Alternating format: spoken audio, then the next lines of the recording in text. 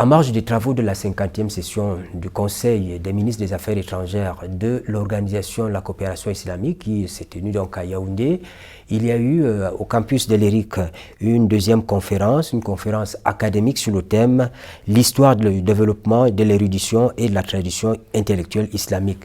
C'était avec l'implication du ministre des Relations extérieures, du ministre des Arts et de la Culture. C'est dire qu'entre l'ECI au Cameroun, il n'y a pas seulement que le volet diplomatique, il y a un volet culturel aussi.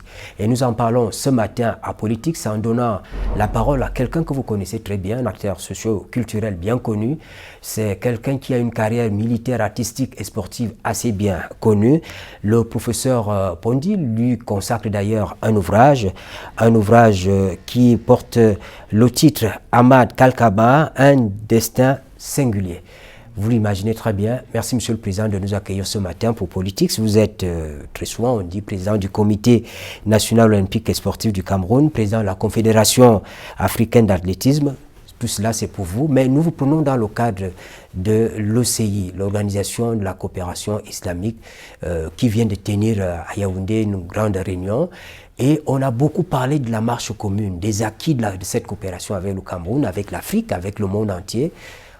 On n'a pas beaucoup dit de choses sur le volet culturel et peut-être sportif. Vous êtes un témoin de ce volet-là. Je vous remercie, c'est vrai, d'avoir pris votre temps pour venir à ma rencontre, pour traiter du sujet que vous évoquez. Effectivement, je voudrais, d'entrée de jeu, parler de ce que vous évoquez, c'est-à-dire la culture d'une part et le sport d'autre part. Mais je souhaite quand même faire un recul pour rappeler comment je suis entré au sein de la Fédération sportive de la solidarité islamique, qui est un organe affilié de l'Organisation de la coopération islamique qui tient l'Assemblée générale des conseils, qui tient le Conseil des ministres des Affaires étrangères chez nous. J'entre dans le milieu sportif de la solidarité, enfin de la coopération islamique en 1994.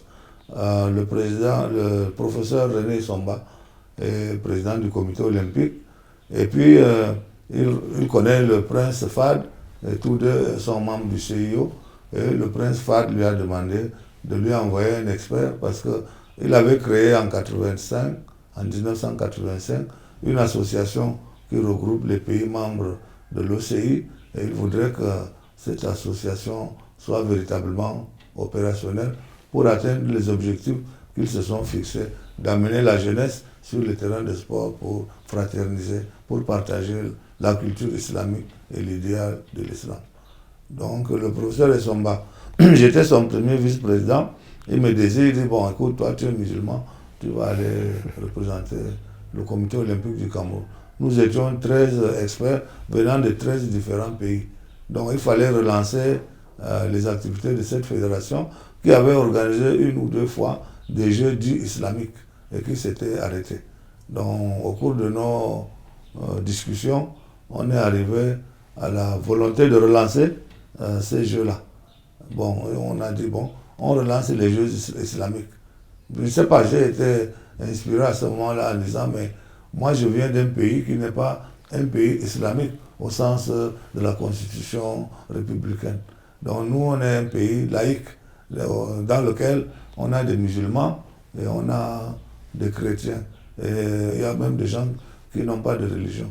Et je crois que d'autres pays membres d'Afrique ou d'ailleurs peut-être se trouvent dans cette situation. Donc le mot dire jeu islamique peut-être ne convient pas tout à fait au plan de sensibilité. Et cela n'a pas inquiété vos partenaires? Non, non, au contraire. J'ai été écouté et on a dit, bon, qu'est-ce que vous-même vous pensez? J'ai dit, mais l'objectif de notre organisation est de promouvoir la solidarité. Et pourquoi ne dirons-nous pas jeu de la solidarité islamique? Et ça a été adopté. Et en 2005, on organise donc la première édition, c'est après les Jeux Olympiques. Mais avant d'aller aux Jeux Olympiques, j'avais suggéré également que le secrétaire général de cette organisation vienne à Athènes pour promouvoir les Jeux, parce que ce n'était pas connu et les gens ont une attitude pas toujours déterminée vis-à-vis de ce qui concerne les activités de l'islam. Justement, les Jeux de la solidarité islamique, on les annonçait aussi au Cameroun à un moment donné, et puis on a perdu de traces. J'en viens. Donc nous avons fait la campagne, on est même allé jusqu'à la conférence des pays membres du Commonwealth. Quelqu'un qui s'est levé, il a dit, mais on ne parle pas de religion aussi, d'où venez-vous avec votre affaire de religion? Donc ce n'était pas déjà facile de faire accepter par le monde du sport l'idée d'organiser des Jeux de la solidarité islamique, parce qu'ils pensaient que c'est porté par la religion, l'islam, mais que ce n'était pas ouvert, mais bien au contraire.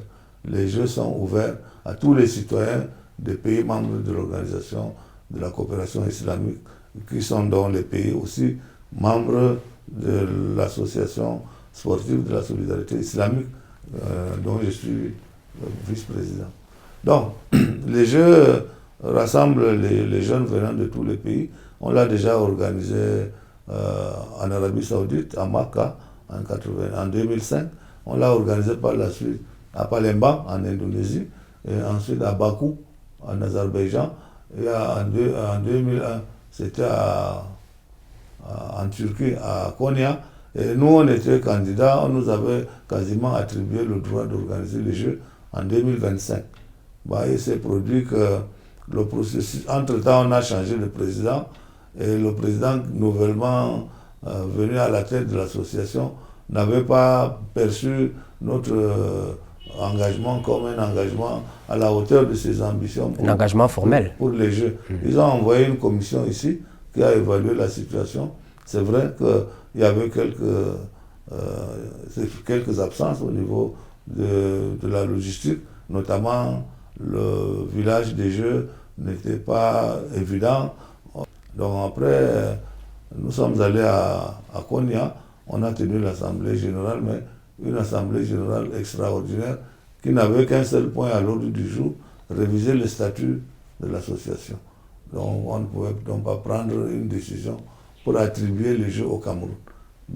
Par la suite... Mais est-ce que pour tout dire, le Cameroun va abandonner cette initiative qui nous permet... C'est très percutant sur ces aspects-là, vous n'allez pas annoncer? Il y a eu une nouvelle politique en Arabie Saoudite, comme vous le savez. Le prince héritier Mohammed Ben Salman veut ouvrir l'Arabie Saoudite au monde par le sport.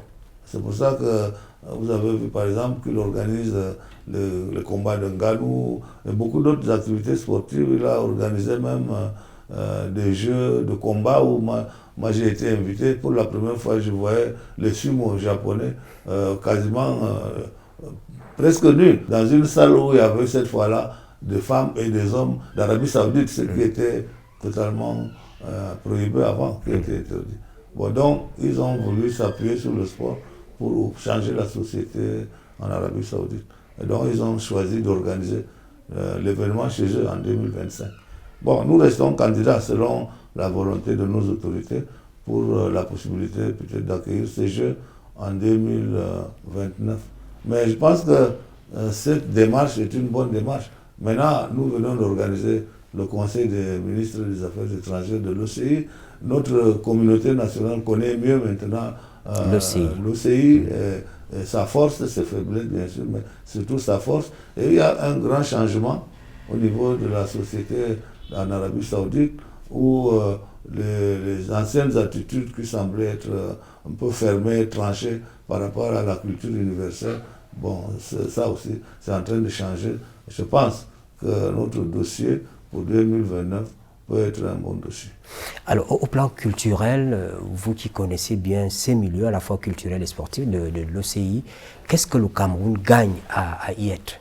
Le Cameroun gagne beaucoup, puisque dans l'élan de solidarité d'abord au niveau de notre communauté musulmane, nous participons tous les ans à tous les pèlerinages qui sont organisés. Et d'ailleurs, le président de la République lui-même, conscient de l'importance de ce mouvement, de cet échange, soutient nos pèlerins à effectuer le Hajj dans de bonnes conditions.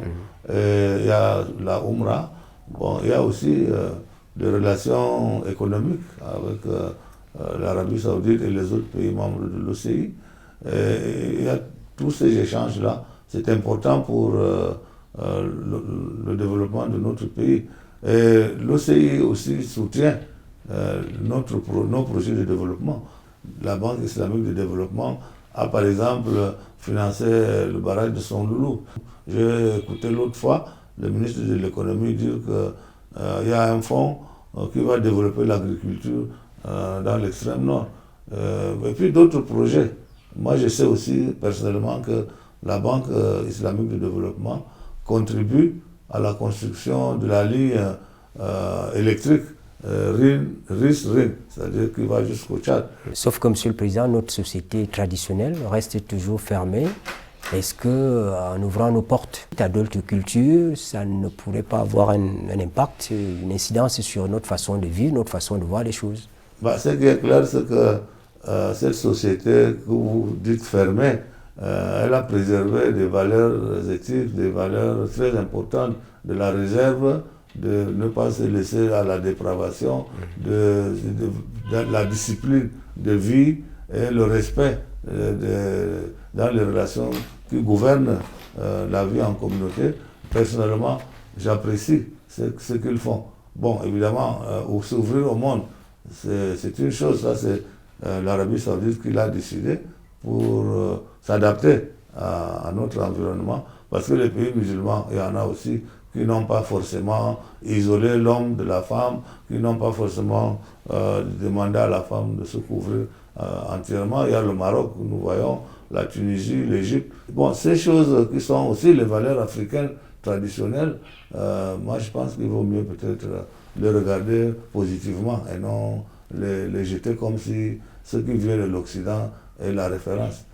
Avec cet Occident qui nous montre aujourd'hui que des hommes peuvent fonder un foyer, je ne sais pas si c'est vers cette direction qu'il faut aller pour dire que la culture de l'Occident se présente comme une référence.